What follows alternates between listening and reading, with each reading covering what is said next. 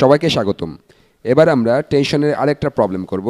এই প্রবলেমটা আগেরটার চেয়ে একটু বেশি কঠিন, কারণ এবার আমাদেরকে আগেরটার চাইতে আরেকটু জটিল গাণিতিক বিষয় নিয়ে কাজ করতে হবে। কিন্তু এটা আসলে কঠিন কিছু নয়, আপনি হয়তো কোনো পরীক্ষায় এটা দেখবেন। আসুন এখানকার তারের টান বের করা যাক। প্রথমেই আমরা জানি যে এখানকার এই বিন্দুটা গতিশীল হচ্ছে না, তাই এখানকার এই ক্ষুদ্র অংশে তারের টান বের করাটা সহজ। এটা খুবই সহজ। অভিকর্ষ এখানে 10 নিউটনস বলে এই বিন্দুকে নিচের দিকে টানছে, কারণ এখানে 10 নিউটনস ওজনটা আছে। আর এই বিন্দুটা যেহেতু স্থির, তাই এই অংশে তারের টান হবে উপরের দিকে 10 নিউটনস। এটা বেশ সহজ। এবার এই দুটো অংশে তারের টান বের করা যাক, যেখানে টান বের করাটা একটু কঠিন। এবার আমরা জানি যে এখানকার এই বিন্দুটা কোনো দিকে ত্বরণ লাভ করছে না। এটা এক্স অক্ষের দিকেও ত্বরণ লাভ করছে না, আবার উলম্ব দিকে বা ওয়াই অক্ষের দিকেও ত্বরণ লাভ করছে না।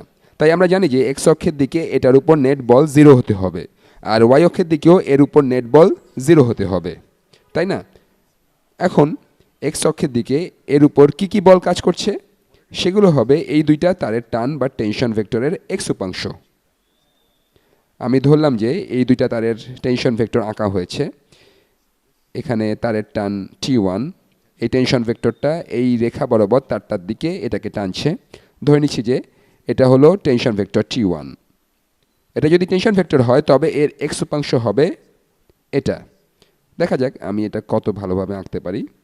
এটা পুরোপুরি একটা সরল লেখা হতো। এটা হবে এটার এক্স উপাংশ। এই এক্স উপাংশ আর T1 এর মধ্যেকার এই কোণটা হলো 30 ডিগ্রিজ। আশা করি এটা এখন আপনারা সহজেই বের করতে পারবেন যে এখানকার এই মানটা যদি T1 হয় তবে এই এক্স উপাংশের মান কত হবে। এটা হবে T1 cosine of 30 degrees. T1 cosine of 30 degrees. আপনি সোকাটোয়া দিয়েও করতে পারেন। আপনি জানেন যে কোসাইন হলো অ্যাডজাসেন্ট বাই হাইপোটেনিউস, তাই না? তাহলে কোসাইন অফ 30 ডিগ্রিজ সমান হবে এটা বাই T1, সমান হলো এক্স উপাংশ বাই T1। উভয়পক্ষকে T1 দিয়ে গুণ করলে আপনি এটা পাবেন। এটা এখন আপনাদের কাছে খুব সহজ হয়ে যাওয়ার কথা। এক্স উপাংশ সমান হবে অতিভুজ আর এক্স উপাংশের মধ্যবর্তী কোণের কোসাইন গুণ অতিভুজ। একইভাবে এপাশেও এক্স উপাংশ বের করা যাবে। আমি এখানকার টেনশন ভেক্টরটা আঁকি। এটা হলো T2, এটা হলো T2, এর এক্স উপাংশ হবে এটা। একইভাবে এই কোণটা হলো 60 ডিগ্রিজ। এই এক্স উপাংশ হবে T2 কোসাইন অফ 60 ডিগ্রিজ। এখন এই দুইটা ভেক্টর সম্পর্কে আমরা কি জানি? আমরা জানি যে এদের নেট বল 0 হবে। আর আমরা আরও জানি যে এই দুইটা ভেক্টরের মান পরস্পরকে নিষ্ক্রিয় করবে বা তাদের মান সমান হবে। এর মানে হলো এরা পরস্পর বিপরীত দিকে টানবে। বিষয়টা খুবই স্পষ্ট। তাহলে আপনি জানেন যে তাদের মানগুলো সমান হতে হবে।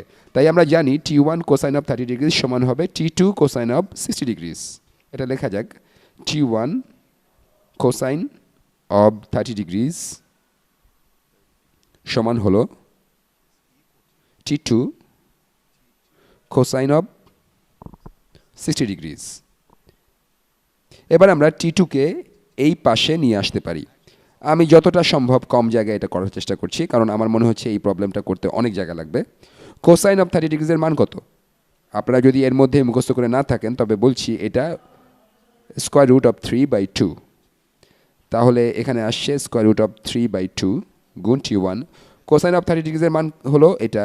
এবার আমরা এটাকে এ পাশে নিয়ে আসবো। কোসাইন অফ 60 ডিগ্রিজের মান কত? এটা হলো হাফ। আপনি ভুলে গিয়ে থাকলে ক্যালকুলেটর ব্যবহার করতে পারেন। তাহলে এটা হলো হাফ T2, আর এটা এপাশে নিয়ে আসলে হবে মাইনাস হাফ T2। আমি এবার বেশ কিছু ধাপ লিখছি না, কারণ আমি বেশি জায়গা নষ্ট করতে চাইছি না। এটা সমান 0।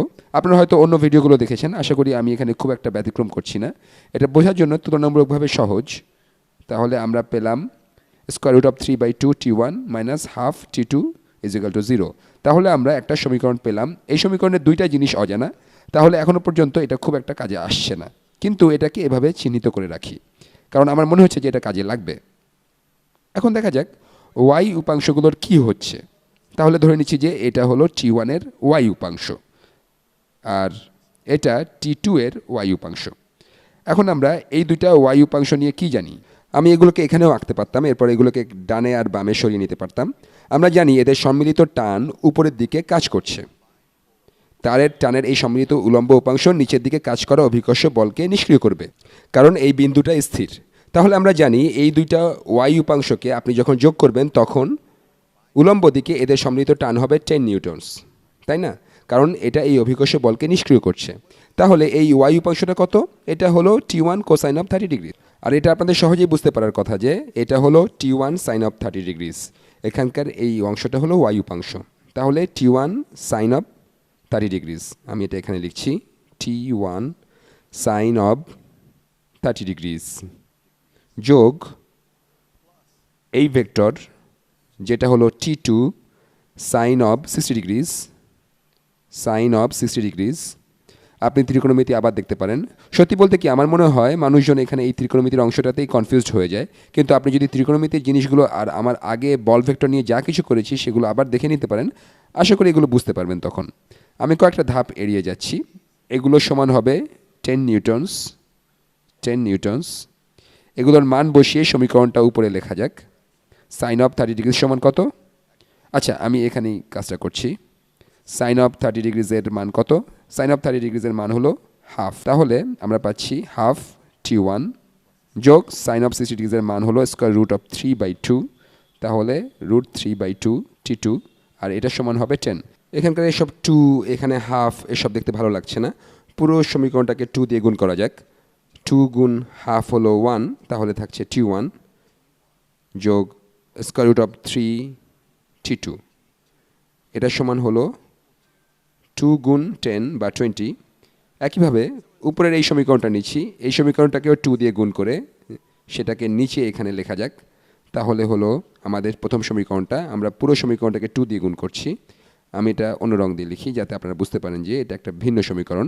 তাহলে স্কোয়ার রুট অফ 3/2কে 2 দিয়ে গুণ করি। আমি এটা করছি শুধুমাত্র হর থেকে 2 সরানোর জন্য। তাহলে আমরা পাচ্ছি স্কোয়ার রুট অফ 3 T1 বিয়োগ T2 সমান 0। 0 গুণ 2 সমান হলো 0। এবার দেখি কি করা যায়। প্রথমে এই উপরের সমীকরণটা নেই, আমরা আসলে কিছু টার্ম বাদ দিয়ে দিতে চাইছি। এই উপরের সমীকরণটা নেওয়া যাক আর এটাকে কিছু একটা দিয়ে গুণ করা যাক।